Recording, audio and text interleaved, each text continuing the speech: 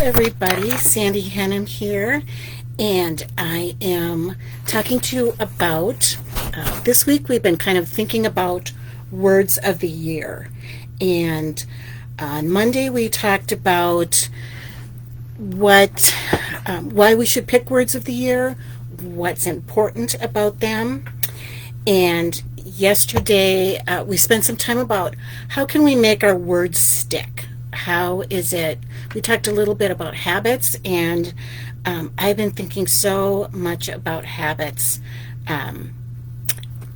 this kind of the last couple of weeks. So I think next week I'm going to kind of dive into habits. So we're talking about what makes our words stick, and then today we're going to talk about my word of the year. And my word of the year was gather. And if you remember last year about this time, we were a few months into the pandemic. I work at an emergency shelter for homeless families, and so we were struggling with how to keep everybody safe, and things were being canceled, and everything was just, kind of going off the rails. And I get this thought that will not leave me, that I have to do gather. Now, for those of you that might not know me, I've done the word of the year for like 13 years. This would be my 13th year. So I've done, sometimes my word comes to me. I'm a religious person, and so I feel like the Lord gives me words sometimes, quite often.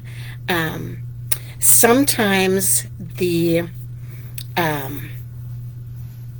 sometimes I just know that there's something that I have to work on, something that I need to put forward, and so I do that. A lot of times I will go to the worksheet. If you go to day one, there's a blog that I've put on there, and there's a worksheet that you can get for free that kind of will walk me through what I need to do. So I was not happy with the word gather, and I thought, this is really stupid. We're not gathering. I'm trying to figure this whole thing out. What does this mean? So I really just came to understand that I just have to go with this word, because sometimes your word does choose you. And as you're thinking about words of the year, don't get too hung up on, is it the right word? 3 years ago, I had to repeat my word. My word was brave, and I didn't feel like I'd given it enough. I really hadn't given it what it needed, so I repeated it for another year. A couple times I got 3 or 4 months into my word, and I'm like, I'm not feeling this word. I was in a different place when I picked my word. I don't need this word right now. So don't get too kind of hung up on kind of what you need to do about the word. Just pick a word and just go with it. So the first thing I did, and we'll talk a little bit about this, but I always choose books and different kinds of things.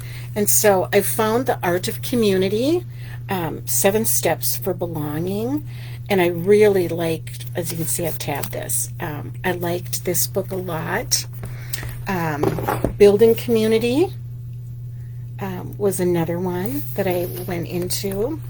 And then another book that I looked at was Get Together. Talked about kind of what kinds of things that we do when we get together. So now that I reflect, COVID was probably the perfect time to think about gathering, because we've just learned to do things so differently, and business as usual is non-existent. And when you think about how we gathered and how important it is that we gather, gathering became so much more important to me. So why do we gather? That was kind of the first thing that I thought about. And I had friends that lost elderly parents at the beginning of COVID, and we couldn't mourn with them. I had friends that had children and grandchildren, and we couldn't celebrate with them. So it really became really noticeable to me and to others how important it is that we gather. We gather to solve problems, we gather to celebrate, we gather to mourn, to mark transitions, to make decisions. Sometimes we gather as a staff, as family, as community members to make decisions. We gather to help each other make meaning, to connect, to tell our stories. But we so often forget, and I forget, that it's so important when we're thinking about our stories and gathering and making meaning, that it's really about things that might have happened prior. It's about the perceptions, right? It's about my perceptions. It's about the person I'm talking to. What happened before that conversation? It's not necessarily always about me. And I think as humans, it's so easy for us to get hooked up in, you might have had not a great gathering or not a great connection, and it might not have anything to do with you at all. But we really think about that and we take that to heart. So I want you to really tell me, I've just been so curious to find out, like, how do people gather? And I think the word gathering became so much more important to me about belonging. What makes you feel like you really belong? That has been something that I've really thought a lot about too. So tomorrow we're going to talk about, and we're going to approach, like, how we approach connections, and I've got some tips on how to form deeper connections. But I would love if you guys would let me know how you gather and really what makes you belong. And thank you for watching the video and thinking about the word of the year with me. And I hope everybody stays safe and warm and has a blessed night.